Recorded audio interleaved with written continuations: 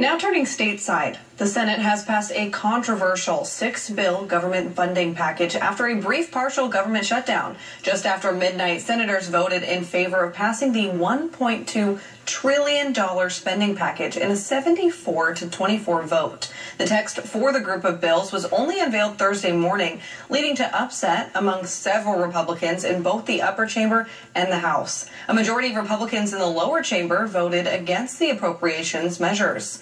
President Biden must now sign the legislation into law. Federal agencies will now be funded through September of this year. And in the wake of the spending package's passage, Representative Marjorie Taylor Greene files a motion to vacate the Speaker's chair. Here's One America's Sam Volk with more.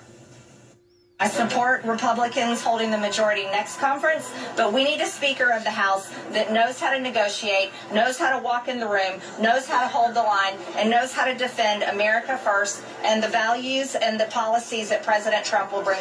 Georgia Representative Marjorie Taylor Greene decides the House needs to go through yet another speakership battle before the November election. On Friday, the Republican filed a motion to vacate the chair of Speaker Mike Johnson after the House passed its $1 trillion budget bill with more support from Democrats than Republicans. Johnson backed the deal, with Greene saying the Speaker broke conference rules in order to do so. We were promised regular order. That's what our conference had started out as, with rules and promises to the American people that we would bring regular order back to Congress.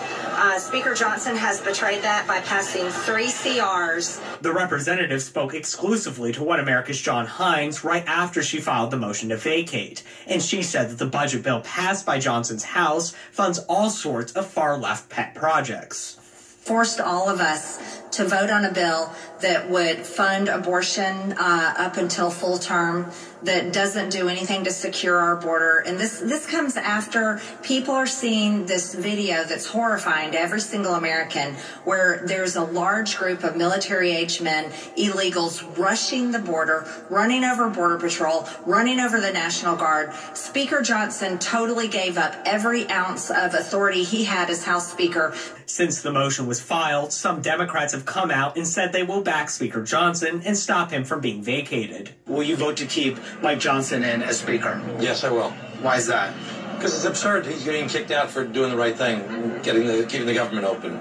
It has 2/3 support of the Congress, and the idea that he would be kicked out by these jokers is absurd. However, Greene said she thinks if Democrats do save Speaker Johnson, it'll just tarnish the name of the Speaker in the eyes of Americans. I'm not worried about that at all. I'm not worried about that at all. I don't think that the American people, Republican voters across the country, want to see a Republican Speaker that's held in place by Democrats. This is not exactly what people want. Greene has said that the motion will not disrupt normal House processes and investigations, and it is not known when the House will take up the motion to vacate.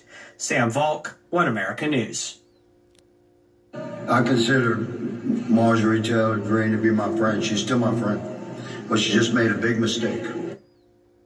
Representative Clay Haggins supports House Speaker Mike Johnson and is rallying Republicans to stand behind him. On Friday, Haggins reacted to Greene's motion to vacate, saying Johnson is deeply principled and Greene's timing is abhorrent. Haggins said Greene has made a big mistake and Mike Johnson is the only man for the job.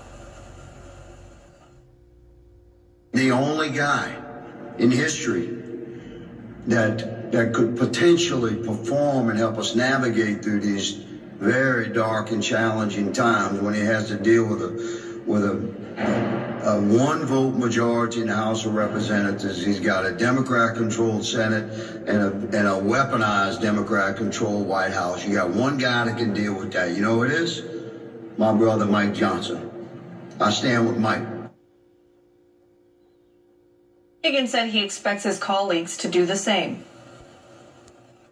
And the CIA